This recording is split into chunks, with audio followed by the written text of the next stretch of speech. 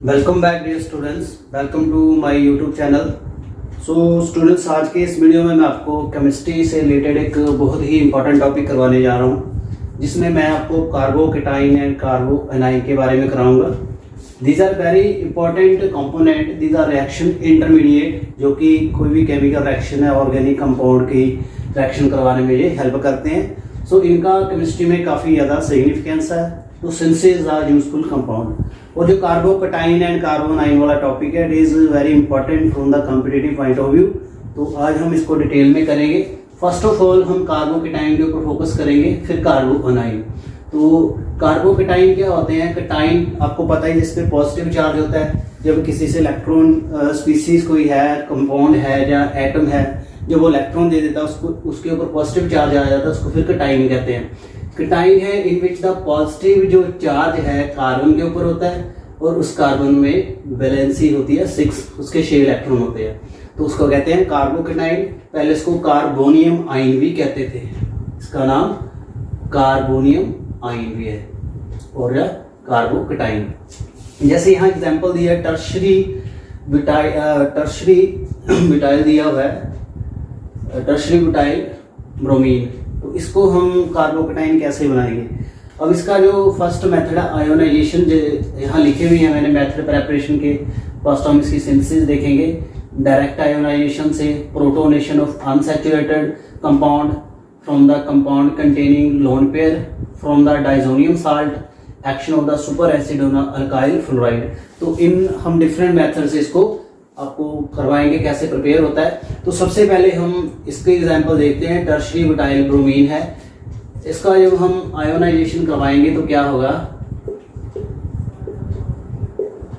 तो इस कार्बन के ऊपर पॉजिटिव चार्ज आ जाएगा और यहां से लोन पेयर के साथ ये बाहर चला जाएगा। अब इसको हम क्या कहेंगे? Tertiary butyl carbocation. तो ये फर्स्ट मेथड है इसकी सिंथेसिस का। This is called the direct ionization. I hope आपको ये क्लियर हो गया होगा। अब सेकंड मेथड है इसकी प्रेपरेशन का, that is the protonation of the unsaturated compound. Ionization मैंने आपको करवा दिया था पिछले, आपने अभी देखा स्लाइड में। टर्शरी ब्यूटाइल ब्रोमीन से हमने इसको आयोनाइजेशन करवा दिया, फिर Br नेगेटिव आयन बाहर निकल गया, फिर वो बन गया टर्शरी ब्यूटाइल कार्बोकेटाइन। अब उसके बाद सेकंड मेथड है protonation of the unsaturated compound. ये हमारे पास अनसैचुरेटेड कंपाउंड का जनरल फार्मूला दिया हुआ है। इसमें प्रोटोनेशन होगी। प्रोटोनेशन में क्या होता है फ्रेंड? ऐड होता है यहाँ पे एक हाइड्रोजन ऐड हो जाएगा, यहाँ सिंगल बॉन्ड आ जाएगा, इसका हाइड्रोजन इधर शिफ्ट कर जाएगा चार्ज के साथ, तो क्या आ जाएगा यहाँ positive. This is the carbocation. This method is called protonation. उसके बाद आता है from the compound containing lone pair. जैसे ये कंपाउंड है, अल्कोहल है, ये एलिफेटिक अल्कोहल है, इसमें लोन पेयर है 2 ऑक्सीजन के। अब इसको कैसे प्रिपेयर करेंगे? इसमें हम प्रोटोनेशन करवाएंगे, हाइड्रोजन ऐड होगी, इस जगह पे हाइड्रोजन ऐड हो गई, फिर यहां से वाटर मूव हो जाएगा।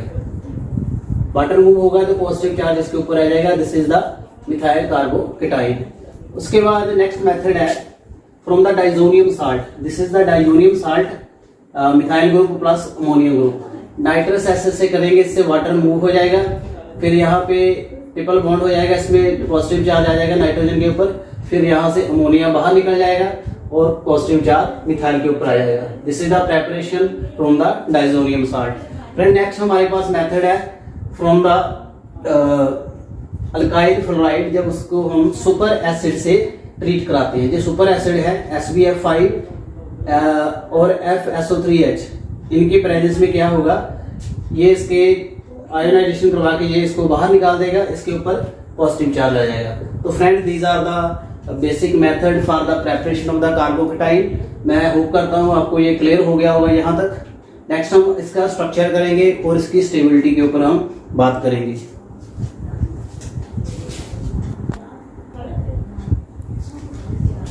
सो फ्रेंड्स, नेक्स्ट हम इसका स्ट्रक्चर करेंगे और इसकी स्टेबिलिटी के ऊपर बात करेंगे। तो जो इसकी स्टेबिलिटी है, और फर्स्ट हम इसका स्ट्रक्चर देखते हैं। जो कार्बोकेटाइन है that is sp2 hybrid carbon, और इसमें जो बॉन्ड एंगल होता है 120 होता है, और इसमें जो p ऑर्बिटल है वो वेकेंट रह जाता है, that is which is unhybridised. जो अनहाइब्रिडाइज्ड p ऑर्बिटल है कार्बन का वो वेकेंट रह जाता है, इस वजह से कार्बोकेटाइन का स्ट्रक्चर फ्लैट है। So it is sp2। उसके बाद इसकी स्टेबिलिटी के ऊपर बात करते हैं। स्टेबिलिटी को अफेक्ट करने वाले कारण है इसका इंडक्टिव इफेक्ट, हाइपर कंजुगेशन और positive charge on the benzene ring या डबल बॉन्ड वाला जो रिंग है, और इसमें रेजोनेंस अफेक्ट करती है। तो इन फैक्ट को हम जल्दी साथ में आपको करवाएंगे। तो फर्स्ट ऑफ हम यहाँ देखेंगे दैट इज द स्टेबिलिटी। अब यहाँ देखिए this is the methyl carbocation, CH3 positive charge. अब एक मिथाइल ग्रुप आ गया साथ में, this is the primary carbocation.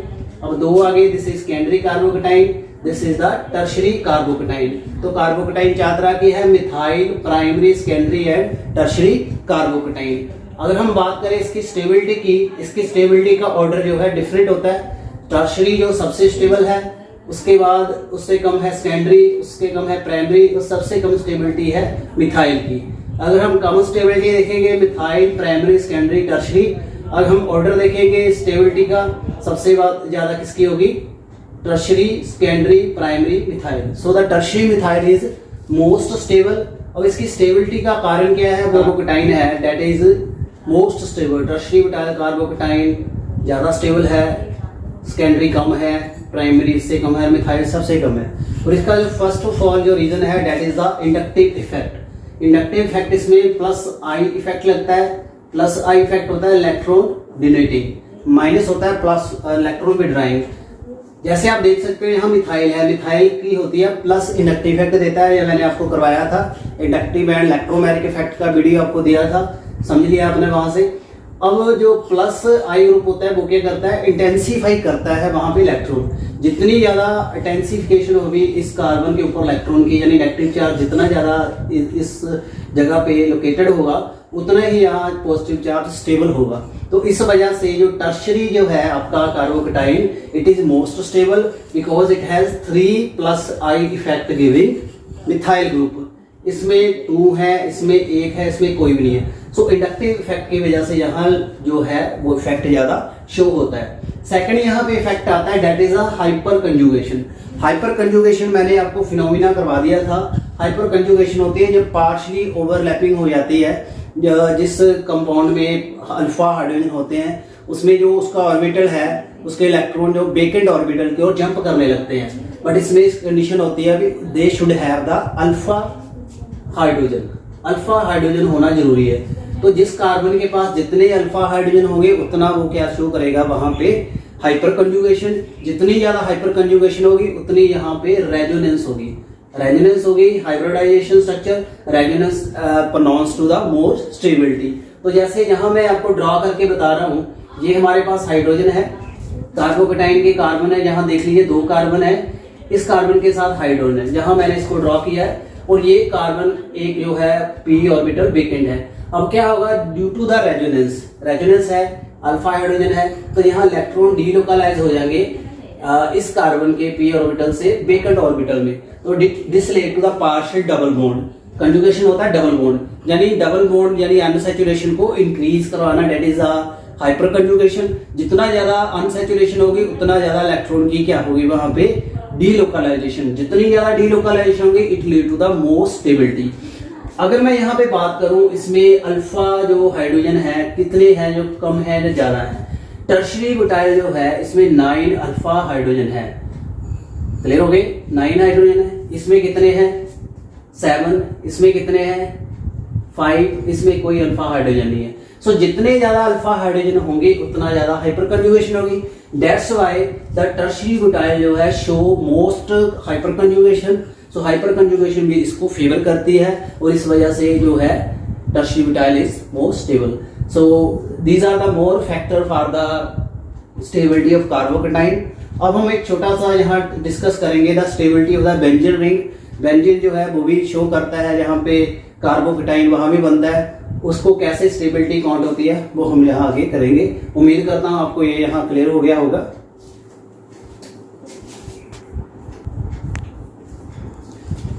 So student, हम यहाँ बेंजाइल की बात कर रहे थे, और जैसे मैंने रेजोनेंस बताया आपको कि जो हाइपर कंजुगेशन है वो रेजोनेंस को लीड करता है, और उससे जो इलेक्ट्रॉन है वो डीलोकलाइज हो जाते हैं, और उससे एक्स्ट्रा स्टेबिलिटी मिल जाती है टू द कार्बोकेटाइन। अब यहाँ पे एग्जांपल दिया है benzyl carbocation and allyl carbocation. इनकी जो स्टेबिलिटी है एक्स्ट्रा स्टेबिलिटी है नॉर्मल जो एरोमेटिक कार्बोकेटाइन होंगे या normal aliphatic carbocation. What is the reason? Here you can see the benzyl carbocation, यहाँ पे जो पॉजिटिव चार्ज है it is equally delocalize on the benzene ring, carbon के ऊपर डीलोकलाइज है। इस डीलोकलाइजेशन से जो रेजोनेंस स्ट्रक्चर बन रहे हैं वो इसको एक्स्ट्रा स्टेबिलिटी देता है। So due to the resonance hybrid structures it is extra stable carbocation. ऐसे ही अलाइल कार्बोकेटाइन है, इसमें जो पॉजिटिव चार्ज है मूव कर रहा है, डबल सिंगल बॉन्ड रोटेट कर रहा है, इस वजह से अलाइल कार्बोकेटाइन ज्यादा स्टेबल है। सो फ्रेंड्स मैं उम्मीद करता हूँ आपको जो कार्बोकेटाइन है वो क्लियर हो गया होगा। नेक्स्ट हम आपको करवाएंगे कार्बो अनाइन। सिमिलर ऐसे हम स्टडी करेंगे, उसका जो स्ट्रक्चर है, उसकी स्टेबिलिटी है और उसके मेथड ऑफ प्रेपरेशन है। सो उम्मीद करता हूँ आपको इतना यहाँ क्लियर हो गया होगा। नेक्स्ट हम यहाँ करेंगे आगे कार्बो अनाइन।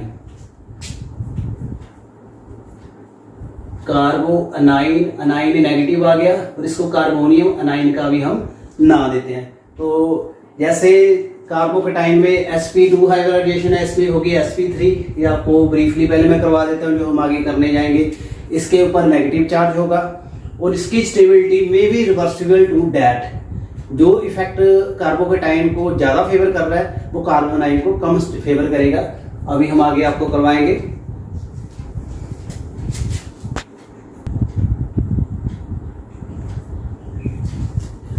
तो जैसे हम कार्बो अनाइन के ऊपर बात कर रहे थे, तो फर्स्ट ऑफ ऑल यहाँ देखिए आप, इसका जो स्ट्रक्चर है sp3 हाइब्रिडाइजेशन है। इसमें जो बॉन्ड एंगल है 109 डिग्री और 28 मिनट का है। इसमें जो कार्बन नेगेटिव चार्ज वाला है दैट इज sp3 हाइब्रिडाइज और इसका जो ज्योमेट्री है दैट इज डिस्टोर्टेड टेट्राहेड्रल और pyramidal. This is all about their structure. And secondly अगर मैं बात करूं इसकी, अब स्टेबिलिटी के ऊपर आ जाते हैं। जैसे कार्बोकेटाइन यहाँ बनाया हुआ है एसिटाल्डिहाइड से, तो एसिटाल्डिहाइड के पास अल्फा हाइड्रोजन है और OH जो है नेगेटिव है, न्यूक्लियोफिल है, न्यूक्लियोफाइल है। अब क्या करेगा, इसको अपने साथ ले जाएगा और वाटर रिमूव हो जाएगा। जब यहाँ से हाइड्रोजन रिमूव हो जाएगी, इसके ऊपर नेगेटिव चार्ज आ जाएगा, तो नेगेटिव चार्ज आने से ये कार्बो अनाइन में कन्वर्ट हो जाएगा और यहाँ ये वाटर रिमूव हो जाएगा। और यहाँ पे सिंपलेस्ट है एसिटाल्डिहाइड अनाइन, जो ट्रिपल बॉन्ड है एसिटालीन से बना है, एक हाइड्रोजन निकलने से, तो इसके ऊपर नेगेटिव चार्ज आ गया। It is the simplest कार्बो anion. अब हम इसके ऊपर बात करते हैं। ये प्राइमरी है, सेकेंडरी है, टर्शरी है, मिथाइल प्राइमरी, सेकेंडरी, टर्शरी, तो जो हमने पीछे देखा है। बट इसकी अगर हम स्टेबिलिटी के ऊपर बात करेंगे तो इसमें सबसे स्टेबल कौन सा होगा? Methyl, then primary, then secondary, then tertiary. अब इसकी जो स्टेबिलिटी के फ्रेंड्स फैक्टर हैं they are opposite to the carbocation. Carbocation से कैसे ऑपोजिट है?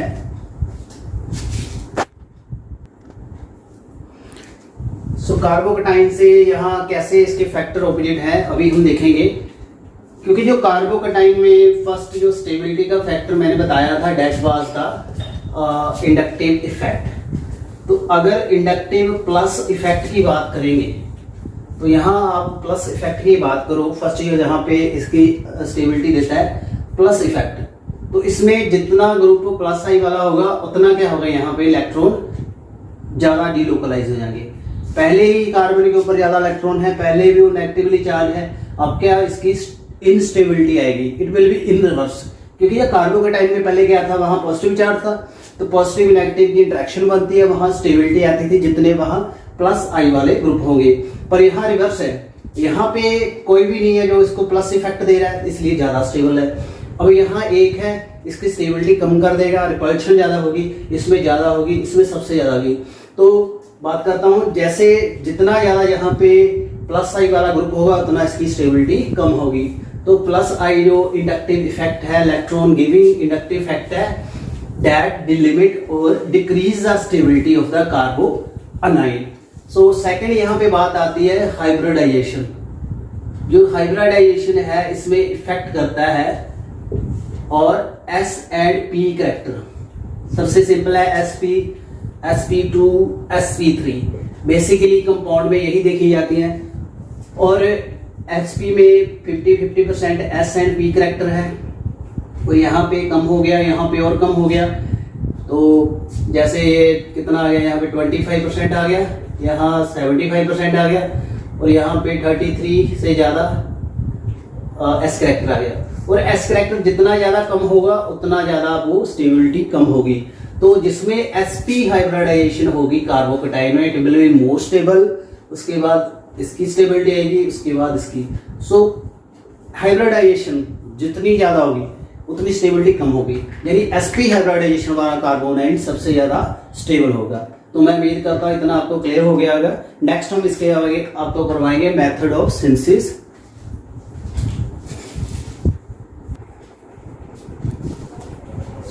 इसके मेथड ऑफ प्रिपरेशन मैंने यहाँ लिखे हैं। फर्स्ट यहाँ है डेसोसिएशन।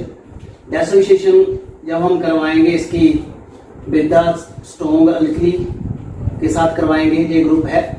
और इसको जब हाइड्रोजन सिंपल जो सिंगली बॉन्ड हाइड्रोजन जब हम रिमूव करवाएंगे तो इसके ऊपर नेगेटिव चार्ज आ जाएगा। तो this is the dissociation. Bromide negative से इसकी डेसोसिएशन करवा दी, तो बोरो नेगेटिव से Hb बन गया ये, तो यहाँ पे कार्बो अनाइन बन गया। अमोनिया से इसकी करवा के एसिटानाइड कार्बोनाइन बन गया। न्यूक्लियोफिलिक एडिशन जो सेकंड मेथड है, न्यूक्लियोफिलिक एडिशन करवा देंगे कार्बन के साथ जिसमें डबल या ट्रिपल बॉन्ड होंगे। जैसे ये अनसैचुरेटेड है, डबल बॉन्ड वाली कार्बन है, इसमें न्यूक्लियोफाइल जब ऐड करवाई तो इसमें सिंगल बॉन्ड बन जाएगा और यहाँ से इलेक्ट्रॉन ऐड हो जाएंगे, तो इसको इलेक्ट्रॉन डोनेट करेगा, तो इसका जो डबल बॉन्ड है सिंगल में कन्वर्ट हो जाएगा। तो ऐसे हम यहाँ पे कार्बो अनाइन को प्रिपेयर करवाते हैं। सो अब लास्ट में हम आपको करवाएंगे जो stability of the benzyl कार्बोकटाइन and acetyl कार्बोकटाइन। तो उसकी स्टेबिलिटी को रेजोनेंस जो है वो काउंट करता है, रेजोनेंस और कंजुगेशन। सो रेजोनेंस जो है इसका कार्बो अनाइन की स्टेबिलिटी के ऊपर क्या फैक्ट है, तो हम इसमें रेजोनेंस फैक्ट करवाएंगे। तो उम्मीद करता हूँ आपको इतना क्लियर हो गया होगा। इफेक्ट से इसको करवाएंगे। जैसे हमारे पास अलाइल कार्बो अनाइन है, इसकी स्टेबिलिटी हम यहाँ देखते हैं। ये हमारे पास अलाइल है, कार्बो अनाइन बन गया। इसमें क्या है, यहाँ पहले नेगेटिव चार्ज था, फिर इस कार्बन के ऊपर चला गया, और जिस कार्बन के ऊपर नेगेटिव चार्ज चला जाएगा उसके साथ सिंगल बॉन्ड बन जाएगा, दूसरे में डबल बॉन्ड। तो यहाँ double and single bond shift हो जाएगा डीलोकलाइजेशन से। तो इसलिए जो अलाइल कार्बो अनाइन है इट इज स्टेबल। इसके बाद यहाँ है बेंजाइल कार्बो अनाइन। जो बेंजाइल कार्बो अनाइन है it is also resonance stable. इसमें जो नेगेटिव चार्ज है इस कार्बन का वो पूरे रिंग के ऊपर डीलोकलाइज होता है। यहाँ कार्बन नेगेटिव चार्ज चला गया, फिर यहाँ चला गया, फिर यहाँ पे, और इसके साथ सिंगल बॉन्ड आना शुरू हो जाएगा। तो due to the resonance effect, resonance जो है वो भी कार्बोनाइन की स्टेबिलिटी को काउंट करती है, और दूसरा जो कार्बोकेटाइन की स्टेबिलिटी है वो भी इसके थ्रू होती है। तो फ्रेंड्स कैसा वीडियो लगा काइंडली कमेंट करना। तो आई होप आपको जो कार्बोनाइन एंड कार्बोकेटाइन का टॉपिक है वो इजीली क्लियर हो गया होगा। इसमें जो फैक्टर है, क्या उसमें हाइब्रिडाइजेशन है और कैसे इसको प्रिपेयर करवाते हैं, तो इनका काफ़ी ज़्यादा रोल है। जो कार्बोकेटाइन एंड कार्बोनाइन है they are the unstable species. ये भी आपको एक बता दूं लास्ट में, अनस्टेबल स्पीसीज होती है and they are highly reactive होती है। और ये बेसिकली हम जो कर रहे हैं they are the reaction intermediate. तो रिएक्शन इंटरमीडिएट है जो रिएक्शन में ये बनते हैं। इसके बाद हम प्री रेडिकल का करेंगे एक वीडियो में। उसके बाद कार्बिन हो गया, ये भी एक रिएक्शन इंटरमीडिएट है। तो सारे आपको इजीली यहाँ क्लियर हो जाएंगे। तो वीडियो कैसा लगा काइंडली कमेंट करना, और ज़्यादा से ज़्यादा वीडियो शेयर करना ताकि जो केमिस्ट्री प्रेपरेशन कर रहे हैं उसको हेल्प हो सके। और जल्दी ही हम केमिस्ट्री का मॉक टेस्ट स्टार्ट करने जा रहे हैं। तो जो फ्रेंड मेरा यहाँ प्लान लेना चाहते हैं वो यहाँ केमिस्ट्री मॉक टेस्ट में भी जुड़ सकते हैं। Thank you very much and stay tuned.